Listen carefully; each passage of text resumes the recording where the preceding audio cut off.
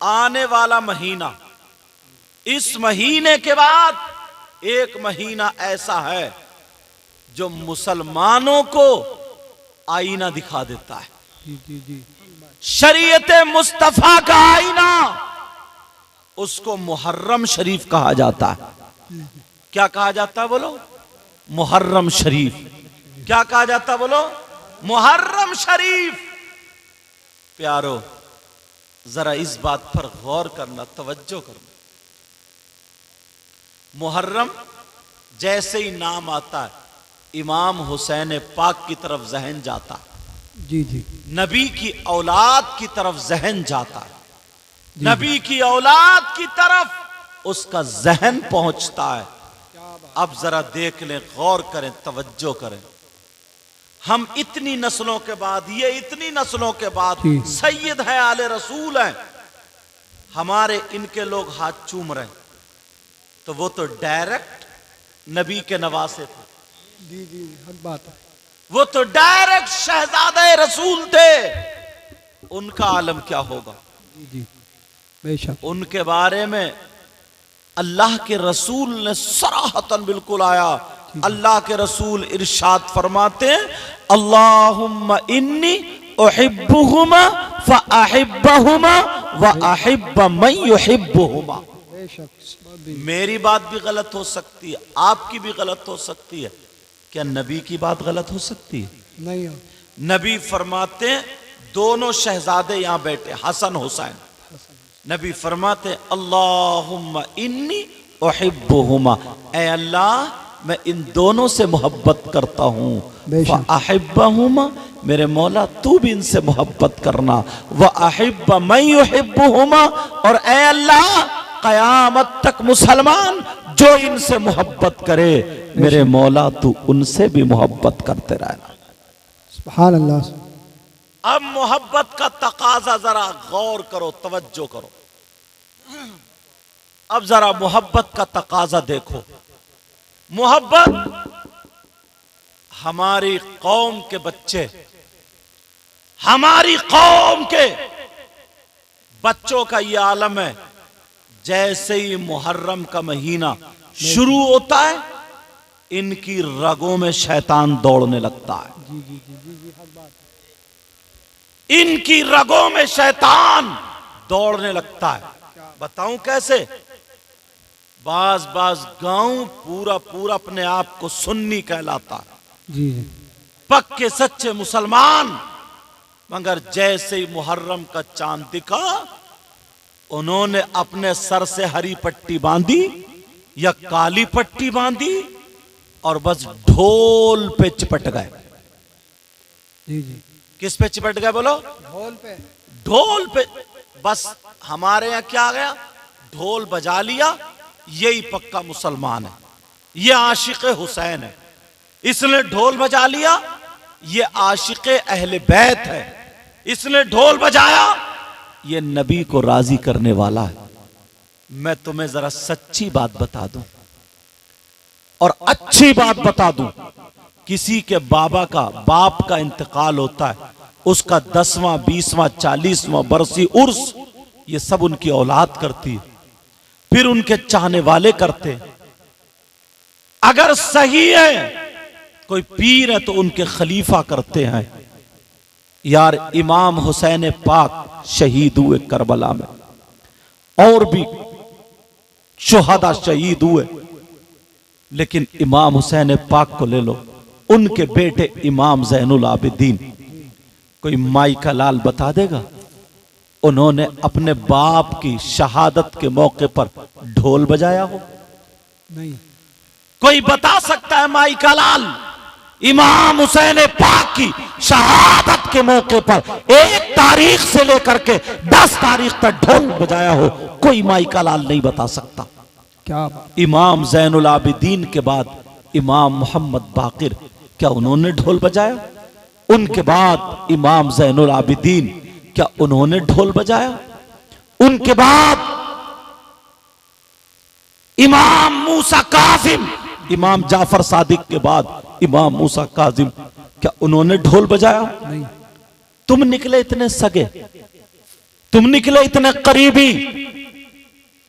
याद रखो, जो काम शरीयत के खिलाफ है, जो भी काम शरीयत मुस्तफा के अगर खिलाफ है, तो उससे ना तो कोई अल्लाह वाला राजी हो सकता है, न रसूलुल्लाह राजी हो सकते हैं, न नबी की औलाद राजी हो सकती है। बेशक क्या बात, सिवाय शैतान के कोई और राजी नहीं हो सकता। नहीं हो सकता। हमारे यहां यार कितना अच्छा होता, आज हम जाते हैं और रोडों पे देखा होगा तुमने, पंजाबी लोग शरबत पिला रहे हैं, जी जी, जिधर को निकल जाए पिला रहे हैं। और हमारे यहां क्या है, तुम्हारे घर पे अगर कोई मेहमान आ जाए उसे खाना नहीं खिला सकते, दोपहर के टाइम पे आ गए उसे पानी नहीं पिला सकते, रिश्तेदार आ गया, यहां तक के एक भाई अगर इस मोहल्ले में रहता है और एक भाई उस मोहल्ले में रहता, खाने के टाइम पर अगर उस मोहल्ले वाला भाई इधर आ गया तो उसकी बीबी आग बगोला हो जाती है और ये अपना खाना उठा के रख देते हैं कि जब ये चला जाएगा तब खाएंगे। बरकत हो सकती है तुम्हारे घर में, बरकत तलाश सकते हो। सगा भाई, सगा भाई, उसका आलम यह है, उसके बच्चे आ जाएं, तुम्हारे बच्चे कोई चीज खा रहे हैं तो फौरन ये माँ और बाप अपने बच्चों को आंखें दिखा दिखा के अंदर कर देते, चल अंदर जाके खा, अंदर जाके खा, कहीं तुम्हारे भाई के बच्चे को देना ना पड़ जाए। तुम ये सबक सिखा रहे हो, तुम ये तरीका सिखा रहे हो, मेरे नबी के तरीके से हटकर है ये।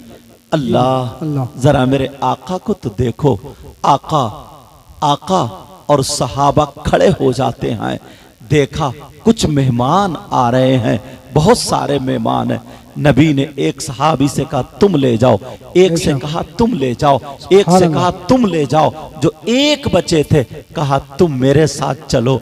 अल्लाह, मेरे नबी के घर वो पहुंच जाते हैं और वो भी मुसलमान नहीं है, गैर मुस्लिम है। इतना खाना खाया उसने, आका के घर का खूब सारा खाना खाया, पेट भर लिया। जब सोया जब सोया जब सोया तो यहां तक के उसकी गिलाजत निकल गई, उसके कपड़े नापाक हो गए, उसने बिस्तर नापाक कर दिया। उसने सोचा कि ये मोहम्मदुर रसूलुल्लाह हैं, जिनके चाहने वाले इनका थूक इनके हाथों में ले लेते हैं, इनका पसीना खुशबू में मिलाते हैं। अल्लाह, पता चल गया इनका बिस्तर मैंने खराब कर दिया है तो मुझे जान से मार देंगे, मुझे नहीं छोड़ेंगे। ऐसा करते हैं, ऐसा करते हैं, यहां से सुबह उठते ही भाग जाते हैं। ये सुबह उठते ही भाग गया, इसकी एक जरूरी चीज रह जाती है। सुबह उठ के ही जैसे ही भागा, ये घर से निकल गया। मेरे नबी जब आए नमाज के बाद तो वहां पे बदबू आ रही थी, बिस्तर सना हुआ था। अरे वो आका थे, वो पैगंबर इस्लाम थे, तुम्हें सबक दे करके गए। अगर चाहते तो कह देते अबू बकर इधर आओ मेरा बिस्तर साफ करो, उमर इधर आओ साफ करो, उस्मान इधर आओ साफ करो, अली इधर आओ साफ करो, किसी भी गुलाम से कह सकते थे। मगर मेरे नबी अपने मेहमान का बिस्तर धो रहे हैं। अल्लाह अल्लाह, उसने नापाक कर दिया था और नबी बिस्तर धो रहे हैं। तुम जरा अपने गिरेबान में झांक के देखो, तुमने कभी अपनी माँ के कपड़े धोए हैं? तुमने कभी अपने बाप के कपड़े धोए हैं? तुमने कभी अपने बड़े भाई के कपड़े धोए हैं? तुमने कभी अपने कमरे को साफ किया है? नहीं नहीं। लेकिन मेरे नबी से पूछो, वो भी मुसलमान नहीं था, गैर मुस्लिम नबी का मेहमान बना था, बिस्तर को खराब कर गया। सहाबा कह रहे आका हम धो दे, कहा नहीं मेहमान मेरा था, मुझे धोना है। अल्लाह अल्लाह, वो पैगंबर इस्लाम जिससे कह दे कि तू जन्नती है तो वो जन्नती है, जिससे कह दे कि तू बादशाह है तो वो बादशाह है। वो मेरे नबी जो टूटे हुए हाथ को जोड़ करके अपना थूक लगा दे तो टूटा हुआ हाथ जुड़ जाता है। जिसकी आंख निकल गई, हाथ में रखी है, मेरे नबी ने आंख को उठा करके उनके हल्के में रख दिया और थूक लगा दिया, उनकी आंख का ऑपरेशन हो गया, आंख जुड़ जाती है, रोशनी आ जाती है। वो पैगंबर इस्लाम अपने मेहमान के साथ, उसका ये आलम है। अल्लाह अल्लाह, बिस्तर हो रहे हैं। उसने सोचा अब मैं क्या करूं, मारा जाऊंगा मगर मेरी जरूरी चीज रह जाती है। उसने कहा चलो मैं जाकर के देखूं, भले मारा जाऊं। जब आकर के देखा तो मेरे नबी उसका बिस्तर धो रहे थे, और जैसे ही वो आया तो मुस्कुरा करके कहने लगे तुम कहां चले गए थे, तुम्हारी वो चीज रह गई है, अरे तुम ले लो, मैं तुम्हें तलाश रहा था। जब इतना कहा खुदा की कसम उसकी आंखों में आंसू आ गए, और आंखों में आंसू आए, जैसे ही आंसू आए कदमों में गिर जाता है, और गिरने के बाद कहता है अरे मैंने नाम सुना था, आज मैंने अपनी आंख से देख लिया है, मैं बाद में जाऊंगा, पहले मुझे कलमा पढ़ा दो, कलमा पढ़ा दो, पहले मुझे कलमा पढ़ा दो। अल्लाह अल्लाह, मेरे नबी उसके बिस्तर की गंदगी नहीं धो रहे थे, बल्कि उसके जो कुफ्र की गंदगी थी उसको धो रहे हैं। अल्लाह अल्लाह, तुम्हारे अखलाक कहाँ चले गए हैं, तुम्हारा किरदार कहाँ चला गया, तुम्हारा कैरेक्टर कहाँ चला गया। मैंने पंजाबियों को देखा है, रुद्रपुर के इलाके में रहता हूं, मैंने देखा है अगर एक पंजाबी जा रहा है मोटरसाइकिल पे, बराबर में देखा दूसरा पंजाबी जा रहा है, तो मालूम है क्या कहता है, मोटरसाइकिल रोक लेता है, और रोकने के बाद कहता है तेनू कितने जाना, तेनू कितने जाना, मतलब ये तू कहां जा रहा है, बोल कहां जाएगा, फौरन बैठ जा, आजा बैठ जा, उसे मोटरसाइकिल पे बिठा लेता है। तुम्हारा क्या हाल है, कभी तुमने अपने आप को देखा है, अगर तुम जा रहे हो और दूसरा मुसलमान तुम्हारा भाई जा रहा है, तो तुम्हारे जानने वाला अगर है तो तुम क्या करते हो, जेब से मोबाइल लगाया, निकाला, और निकालने के बाद कान पे लगाया, और बस हेलो हेलो हेलो करता हुआ मोटरसाइकिल से निकल गया, ताकि वो तुम्हारी मोटरसाइकिल पे बैठ ना जाए। बोलो तुम्हारे घर में बरकतें हो सकती हैं क्या, तुम्हारी जिंदगी में खुशहालियां हो सकती है, नहीं हो सकती है। यही तक नहीं है, अगर वो पंजाबी के साथ में उसकी बीवी भी बैठी हुई है, उसके घर की कोई लेडी बैठी हुई है, कोई औरत बैठी हुई है, तब भी वो तीसरे पंजाबी को बिठा लेता है। मगर तुम कहां बिठाते हो, उसका भी ये आलम है कि उसको हाथ नहीं लगा सकता, ऐसा बैठता है जैसे उसकी बहन बैठी हो, उसकी बहन के सामने। और तुम्हारे क्या हाल है, तौबा तौबा, छी छी, अगर मैं तुम्हें बता दूं ना तो मुंह को कलेजा आ जाएगा। खुदा की कसम प्यारो सुनो, ऐसे हालात हो गए हैं, मुझे बोल लेने दिया जाए।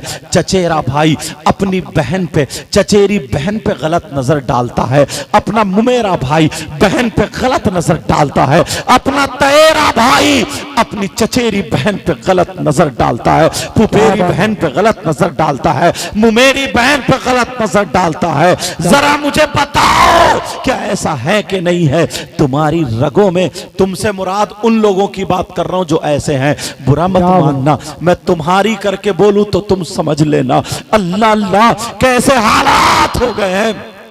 एक दो ये पुराने लोग बैठे हैं, ये बुजुर्ग बैठे, इनसे पूछो, इनका जमाना देखो। इनका जमाना ये था, अगर इनकी पड़ोस में ना कोई गैर मुस्लिम लड़की भी रह रही है और उसकी ससुराल वाले अगर उसको जबरदस्ती कोई झगड़ा हो गया, खींचने के लिए आ गए, तो इन मुसलमानों की लाठी उसके दरवाजे पे आके लग जाती थी, और ये कहते थे ये हमारे मोहल्ले की, पड़ोस की हमारी बहन है, हमारी बहन, हम मर जाएंगे, पहले हम लाठी चलाएंगे, अपनी लाशें गिराएंगे, उसके बाद तुम्हें जाना पड़ेगा। ये इज्जत बचाते थे, इज्जत।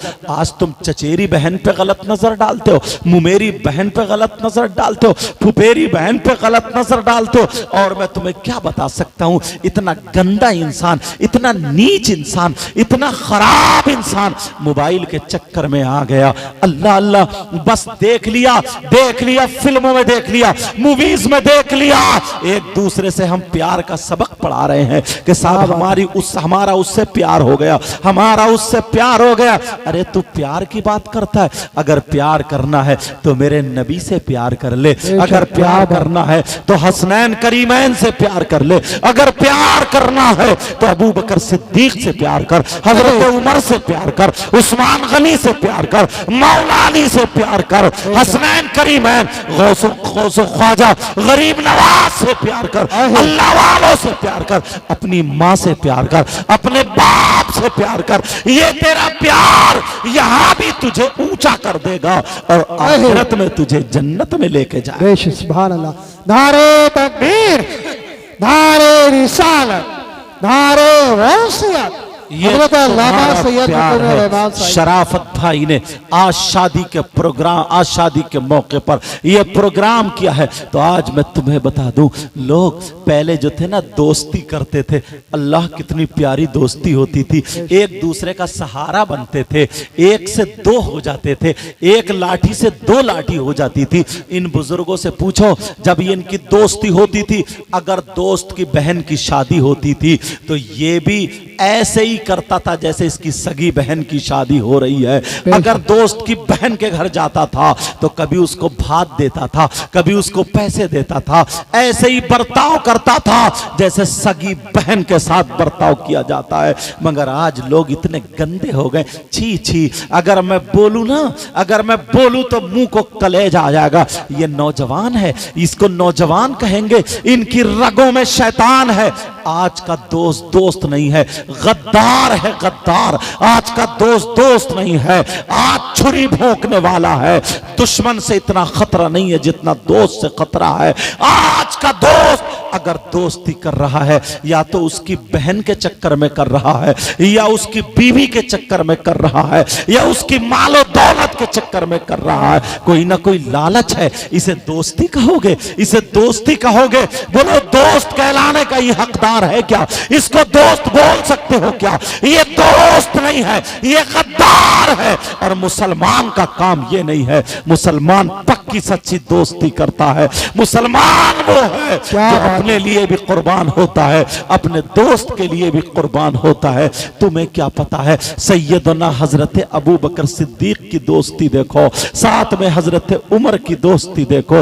अल्लाह अल्लाह, एक दिन दोनों दोस्त सुबह सुबह मदीने शरीफ में आ जाते हैं। अबू बकर सिद्दीक और हजरत उमर दोनों ये दोस्त मदीने शरीफ में है। सुबह सुबह वहां पे बाजार लगती थी, यानी सुबह सुबह मछलियां बिकने आती थी। एक दिन हजरत उमर कहने लगे, हजरत अबू बकर सिद्दीक के मोढ़े पे हाथ रखा और कहा, दोस्त, कहा हबीबी, कहा सदीकी, कहा जमीली, मैं आपके लफ्जों में कह रहा हूं। कहा दोस्त, ओ कहा दोस्त, मेरे प्यारे भाई सुनो, मेरे प्यारे भाई सुनो। यार आज मछलियों को खाने दिल चाह रहा है, आज मछलियों के लिए आज दिल चाह रहा है। कहा हजरत अबू बकर सिद्दीक बोले, ऐसा करो तुम मछलियां खरीद लो, खा लो। कहा कैसे खाऊं, मेरी जेब में पैसे नहीं है। तो दूसरे दोस्त अबू बकर सिद्दीक ने क्या कहा, ऐसा करो मैं तुम्हारा दोस्त हूं, चलो आधे पैसे मैं देता हूं, मेरी जेब में जितने हैं मैं निकाले देता हूं, तुम्हारी जेब में जितने हैं तुम निकाल दो। दोनों दोस्तों ने रुपये पैसे, दोस्त तुम अपने घर को ले जाओ, अपने घर को ले जाओ।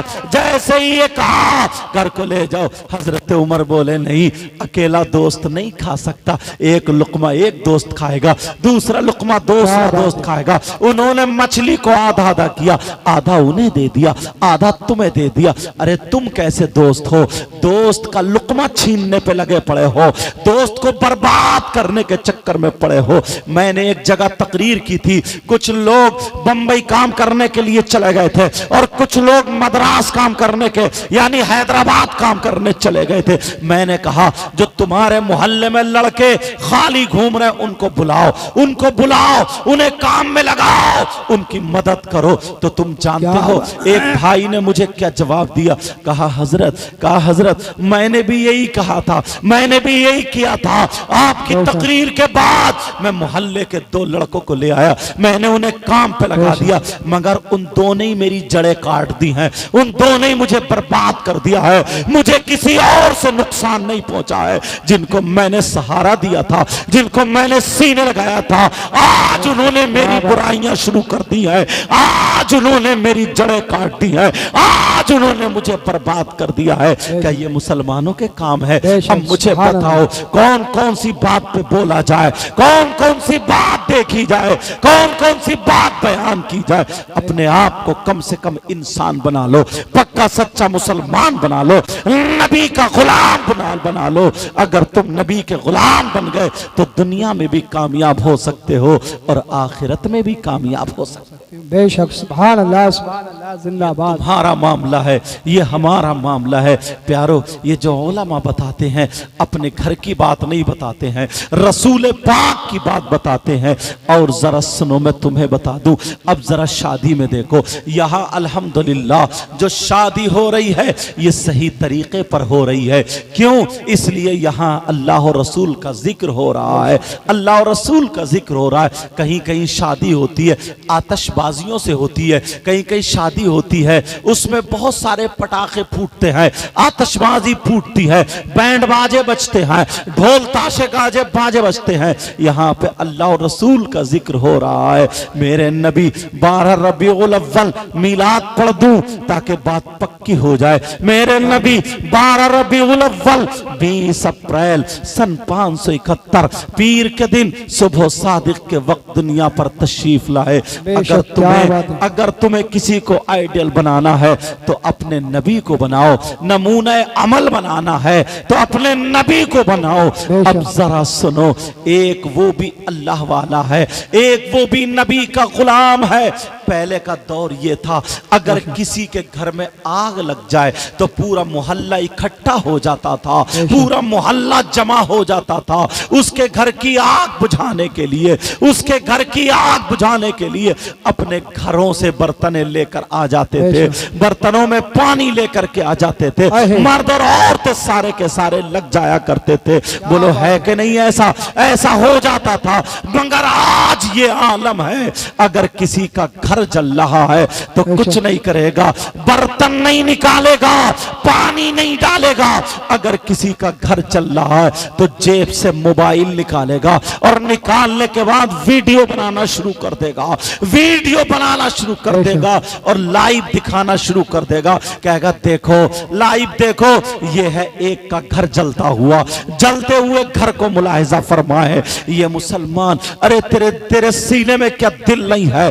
तू आज मजे लेने लगा है, तू आज हंसी मजाक पे पड़ गया है, आज तू अपने आप को कुचल के रख दिया है। अब मुझे बताओ, यहां तक के अगर किसी की मोटरसाइकिल टकरा गई है, जीप के अंदर अगर वो दब चुका है, उसके पांव इतने इतने दब गए, वो चीख रहा, चिल्ला रहा, कह रहा भाई मुझे बचा लो, भाई मुझे मेला लगा पड़ा होगा, लोगों का मेला, मगर एक भी दिल वाला ऐसा नहीं होगा जो उसके काम में आ जाए। 10 लोग ऐसे होंगे जो अपना मोबाइल लेके वीडियो बनाते हुए दिखाई दे जाएंगे। बोलो है कि नहीं है? 10 लोग वीडियो बना बना करके अपने स्टेटस लगाएंगे और फेसबुक पे डालेंगे, यूट्यूब पे डालेंगे, इधर आधर डालेंगे। स्टेटस लगाने वालों, मैं जरा कान खोल के सुन लो, मैं तुमसे कहना चाहता हूं, उसकी हाय अगर तुम्हें लग गई तो क्या होगा? अरे उसके छोटे छोटे बच्चे होंगे, वो गरीब जो दबा पड़ा है, उसके पांव, अगर तू मर्द था, तेरे सीने में दिल था, 10-20 लोग इकट्ठे होके जीप तो जीप एक गाड़ी को भी पलट के रख देते, उस मुसलमान के काम आ जाते। कम से कम एक मेहनत तो कर लेता। आप जानते हैं नबी ने फरमाया मेंढक को मत मारो, नबी ने मेंढक को मारना मना फरमाया है और गिरगिट के लिए कहा है इसको मारो, इसका मारना सवाब है। आप जानते हैं क्यों? छोटी सी बात है, जरा सुन लो। इसलिए जब हजरत इब्राहिम अलैहिस्सलातु वस्सलाम, जरा मेरी तरफ तवज्जो दो, हजरत इब्राहिम अलैहिस्सलाम को जब आग में डाला गया, हजरत इब्राहिम आग में है, अल्लाह अल्लाह नारे नमरूद चलाई गई है हजरत इब्राहिम के लिए, हजरत इब्राहिम को आग में डालने के लिए। अल्लाह अल्लाह सुनो, तो यही गिरगिट वहां पे खड़े होकर के एक तरफ फूंके मार रहा था ताकि ये और तेज हो जाए, आग और तेज हो जाए।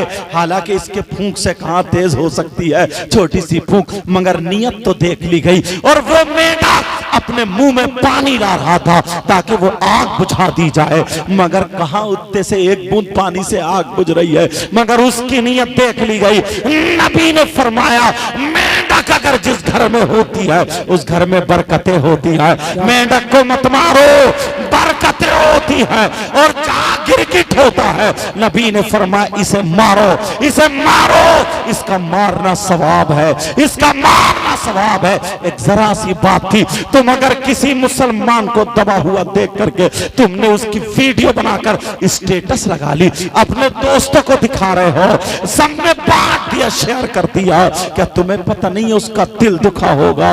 काश वहां पे 20 लोग खड़े थे, वैसे ही खड़े होकर के उस चीज को खड़ा कर देते, पलट के रख देते उस मुसलमान की हमदर्दी के लिए, तो तुमसे अल्लाह भी राजी हो जाता, रसूलुल्लाह भी राजी हो जाते, तुम्हारी दुनिया भी कामयाब, तुम्हारी आखिरत भी कामयाब। बेशक नारे तकबीर, नारे रिसालत, नारे हैसियत, उलमाए सुन्नत, नारे हैदरी। छोटी छोटी बातें हैं मगर ये इंसान को कामयाब बना देने वाली हैं। जरा सुनो, मुझे एक बात और याद आ रही है। अल्लाह अल्लाह, हजरत इमाम अहमद बिन हम्बल जब चलते हैं घर से, उनके साथ में एक दो खादिम भी हैं, शागिर्द भी हैं, चलते चले जा रहे हैं।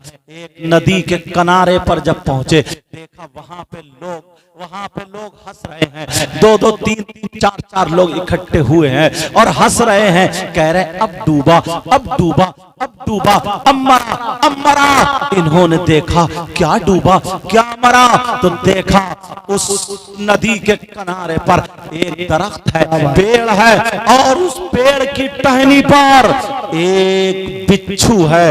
वो हवा से बेचारा परेशान है, टहनी हिल रही है, कभी पानी में टकरा रही है, बिच्छू लटका पड़ा है, गिरने वाला था, पानी से भीग चुका है, गिरने वाला था, वो डूबने वाला था। सब मजाक बना रहे, सब हंसी कर रहे, ठिट्ठा कर रहे, जरा देख लो इसको, अल्लाह अल्लाह देख लो इसको, इधर कोई बचाने वाला नहीं है। इतने में बिच्छू गिर जाता, बेचारा गोते खाने लगा, डूबने लगा, वो बिच्छू डूबने लगा।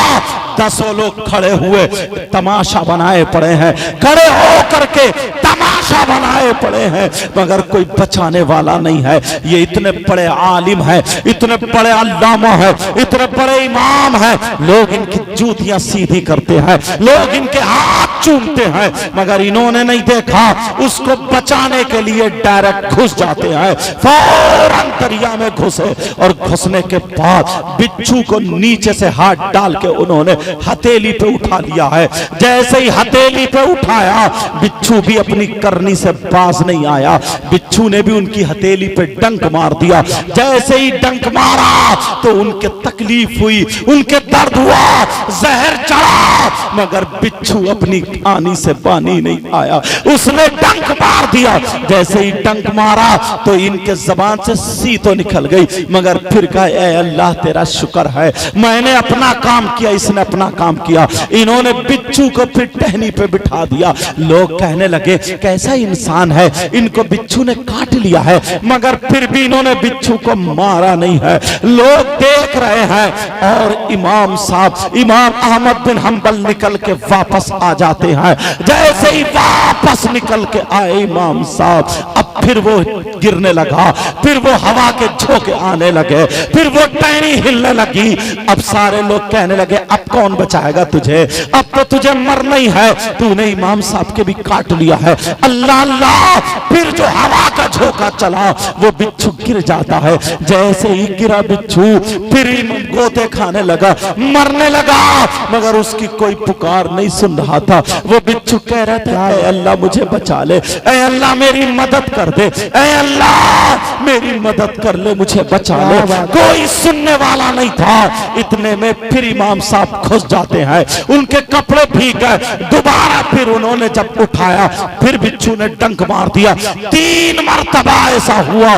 तीसरी मरतबा के बाद जो इमाम साहब का खादिम था, जो अल्लामा साहब का खादिम था, उसने कहा हजरत अहमद जाना, मुझे सिर्फ 2 मिनट दे दो, मैं इस बिच्छू को मार के फेंक दूंगा, मैं इसके टुकड़े टुकड़े कर दूंगा। कहा मैं तो बचाने के लिए गया। कहा हुजूर देखो ना, आप बचा रहे हैं और ये आपके डंक मार रहा है। प्यारो, इमाम साहब ने क्या जुमला दिया था, अगर उस जुमले की तुमने हिफाजत कर ली, उस जुमले को दिल की तख्ती पर अगर नोट कर लिया, तो तुम कामयाब हो सकते हो। तुम्हारी दुनिया संवर सकती है, तुम्हारी आखिरत भी संवर सकती है। तुम पक्के सच्चे नबी के गुलाम बन सकते हो। ऐसी बातों पर अगर अमल करो। सुनो इमाम साहब ने क्या जुमला बोला था। इमाम साहब कहने लगे, खादिम से बोले, उससे कहने लगे, अरे तू क्या समझता है, इसने काटा है तो मैं इसे मार दूं। का हजरत इसे डुबो दो, इसे कुचल दो, इसके टुकड़े टुकड़े कर दो, आप इसको मारते क्यों नहीं है। तो इमाम साहब ने कहा, अरे इसकी आदत बुरी है, ये डंक मारने की, मेरी आदत अच्छी है बचाने की।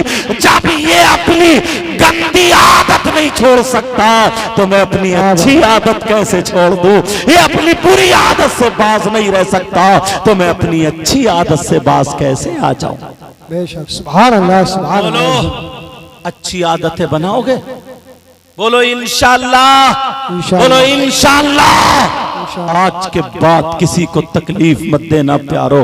तो वहां से ना, अगर कुत्ता भी हो कुत्ता, उसको भी तकलीफ मत दियो। हमारे यहाँ क्या है, एक बात और बता दूं, एक बात और सुन लूं, और सुन लो। हमारे यहाँ पर क्या है, ब्याह होती है, ब्याह होता है, शादी होती है, शादी। और शादी में तुमने देखा होगा, मेरी तरफ जरा तवज्जो दो, थोड़ी सी झूठन झाटन बच जाती है, थोड़े से खाना बच जाता है, हड्डी गुड्डी बच जाती है। जब मेरी तरफ, तो इनसे क्यों कह रहा हूं, उनसे कहो ना इनसे क्यों कह रहा हूं, तो मत, तो बस अब सुनते रहो ऐसे। अब जरा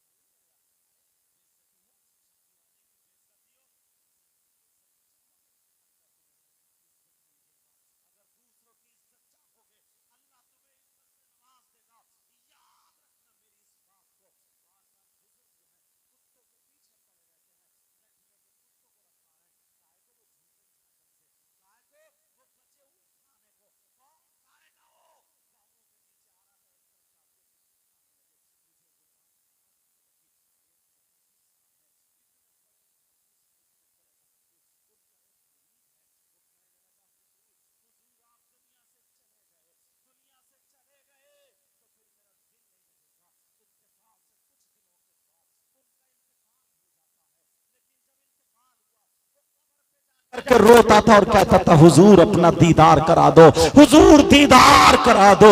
अल्लाह अल्लाह, जरा सुनने की बात है, किसी के पेट पे लात मत मारना, सुनने की बात है ये। उन्होंने कहा को हुजूर दीदार करा दो। अब जब रात हो जाती है, ये ख्वाब में देखता है हजरत की कब्र को बिल्कुल क्यारी, जन्नत की क्यारी बना दिया जाता है, फूल पौधे हैं, खुशबू आ रही है। इसने पूछा हुजूर आपकी कब्र को जन्नत की क्यारी कैसे बना दिया, फूल पौधे कैसे बना दिए, खुशबू कैसे आई, जरा इतना बता दो। अल्लाह अल्लाह, जब इतना कहा तो वो मुहद्दिस साहब क्या कहते हैं, सुनने की बात है। जो लोग कुत्तों को मार रहे हैं वो सुन ले, जो लोग खाना बर्बाद कर रहे हैं वो सुन ले, जो पांवों से रिज़्क़ को कुचल रहे हैं वो सुन ले, वो लोग सुने जो लोगों को तकलीफ दे रहे हैं। उन्होंने कहा, मुहद्दिस साहब जवाब देते हैं, बेटा मेरी अल्लाह को एक अदा पसंद आ गई है। कहा वो कौन सी अदा है? कहा बेटा सुनो, एक मर्तबा फजर की नमाज के बाद जब मैं हदीस शरीफ लिखने के लिए बैठा तो तुम भी मेरे पास मौजूद थे। मैंने तुमसे कहा था जाओ वो कलम उठा करके लाओ, वो दवात उठा करके लाओ। वो कलम दवात लाई जाती है, कहा उसको उठा करके लाओ, वो उठा करके लाए। मुहद्दिस साहब जब हदीस शरीफ लिखने बैठे, वुजू बना लिया है उन्होंने, बावुजू बैठे हुए हैं, हदीस शरीफ लिखने के लिए बैठते हैं। अल्लाह अल्लाह, उन्होंने कलम को दवात में डाला। जैसे ही कलम दवात में डाली और डालने के बाद जब कलम पे रोशनाई लग जाती है, कलम की नोक पे रोशनाई लगी है, लिखने वाले थे कलम यहां पर लाए तो कलम की नोक पर एक मक्खी बैठ जाती है और वो मक्खी रोशनाई पीने लगती है, वो मक्खी रोशनाई पीने लगती है। इन्होंने देखा मुहद्दिस साहब अगर चाहते तो उसे चुटकी मार के उड़ा देते, अगर मुहद्दिस साहब चाहते उसे हिला देते, अगर मुहद्दिस साहब चाहते उसे झटका मार के गिरा देते, अगर मुहद्दिस साहब चाहते उसे फूंक मार के गिरा देते। दिल में ख्याल आया, उन्होंने सोचा इसे झटका दे दूं, दिल में ख्याल आया फूंक मार दूं, मगर फिर ख्याल आया, फिर मुहद्दिस साहब बोले मैंने सोचा अरे ये पेट भर रही है, मैं कौन होता हूं इसके पेट पे लात मारूं, जरा पेट भरने दो। एक मक्खी लिखने वाले कलम पे बैठ के अपना पेट भरने लगी है। मुहद्दिस साहब ने कलम को रोक दिया, लिख नहीं रहे हैं और फरमाने लगे मैंने अपनी सांसें भी रोक ली ताकि हिल जाए, कहीं मक्खियां उड़ जाए। उन्होंने कहा मैंने अपनी सांसें रोक ली और जैसे ही सांस रोकी वो मक्खी जो थी पेट भर के निकल जाती है और जैसे ही पेट भर के निकली अब वो मुहद्दिस साहब कहने लगते हैं अल्लाह को मेरी अदा इतनी पसंद आई, इतनी पसंद आई कि मेरी कब्र को जन्नत की क्यारी बना दिया जाए। बेशक नारे तकबीर, नारे रिसालत, मसलके आला हजरत अल्लामा सैयद मुकीम रहमान साहिब किबला ख्वाजा का हिंदुस्तान, सरकरे का सुन्नी मुसलमान, उलमाए सुन्नत। बोलो आज के बाद किसी के पेट पे लात नहीं मारोगे, आज के बाद किसी को तकलीफ नहीं दोगे, आज के बाद किसी को नहीं सताओगे, आज के बाद किसी की बहन बेटी को नहीं तकोगे, आज के बाद अपनी जबान से झूठ नहीं बोलोगे। अच्छा मैं आपसे पूछना चाहता हूं, इतनी बात जब झूठ की आ गई है तो सुन लो, झूठ की बात आ गई है तो सुनो। अल्लाह, वो इंसान कितना बुरा होगा जिस पे अल्लाह की लानत बरस जाए, वो शख्स कितना बुरा होगा जिस पे 50 मरतबा 10 मरतबा 20 मरतबा अल्लाह की लानत पड़ जाए। बहुत बुरा इंसान होगा जिस पे अल्लाह ताला की लानत पड़े। अल्लाह, किस पे अल्लाह की लानत पड़ती है जरा देखो। अल्लाह ताला फरमाता है लानतुल्लाहि अलल काज़िबीन, झूठों पर अल्लाह की लानत, झूठों पर अल्लाह की लानत। अब सुबह से लेकर शाम तक कितना झूठ बोल रहे हैं, सुबह से लेकर शाम तक हम और आप कितना झूठ बोल रहे हैं। और ये जो मोबाइल है मोबाइल, ये जो मोबाइल है मोबाइल, इसने तो मौलाना लोगों को भी झूठ बुलवा दिया है, इसने पीरों को भी झूठ बुलवा दिया है, इसने इमामों को भी झूठ बुलवा दिया है, इसने मुफ्तियों को भी झूठ बुलवा दिया है। ये जो मोबाइल है ना मोबाइल, इससे बड़े बड़े मौलाना मौलाना फंस चुके हैं। कहां पहुंच गए हजरत? अगर है दलपतपुर तो बता रहा गोविंदपुर पहुंच चुका हूं, अगर है रामपुर तो बता रहा है मुंडा पांडे पहुंच गया हूं। बोलो है कि नहीं ऐसा? कितने झूठ बोलते हैं, इमाम तक भी झूठ बोल जाता है, पीर भी झूठ बोल जाते हैं। मोबाइल के जरिए अगर कोई भी झूठ बोलता है, चाहे वो किसी के जरिए भी झूठ बोले, तो झूठ तो झूठ है। अल्लाह फरमाता है लानतुल्लाहि अलल काज़िबीन, झूठों पर अल्लाह की लानत है, अल्लाह की लानत है। नबी ने फरमाया अपनी जबान की हिफाजत कर लो। अल्लाह ताला के रसूल फरमाते हैं कि जबान की हिफाजत कर लो, इसकी हिफाजत की जिम्मेदारी ले लो, जन्नत की जिम्मेदारी मैं ले लेता हूं। अगर तुमने हिफाजत कर ली तो जन्नत मैं दिलवाऊंगा। दूसरी शर्मगाह है, अगर शर्मगाह की हिफाजत कर ली तो जन्नत मैं दिलवाऊंगा। प्यारो अपनी जबान पे कंट्रोल करो। बाज इतना बोलता है, बड़ चौराहों पे बैठ करके बाज जितना बड़ा जाहिल है उतना ही बड़ा मुफ्ती बनने की कोशिश करता है। और अगर कोई मोबाइल के जरिए अगर कोई मसला उसको मिल गया है, मसला अगर उसे हाथ आ गया है, तो अब इमामों से जाकर के टकराता है। अब इमाम साहब से पूछता, इमाम साहब बताओ, ये इस्लाह के लिए नहीं, इमाम साहब को चेक कर रहा है, इमाम साहब का इम्तिहान ले रहा है। ये देख रहा है इमाम साहब कितने पानी में है। अरे तू जानता है उसके सीने में कुरान है, तू जानता है उसके सीने में अहादीस नबविया है। अगर वो आलिम रब्बानी है तो नबी फरमाते हैं अगर कोई आलिम या तालिबे इल्म किसी बस्ती के कब्रिस्तान से गुजर जाए, अल्लाह गुजर जाए, तो उसके गुजरने की बरकत ये होगी कि अल्लाह ताला उस कब्रिस्तान के मुर्दों से 40 दिन के लिए अजाब उठा लेता है। मुबारकबाद के लायक हैं शराफत हुसैन साहब।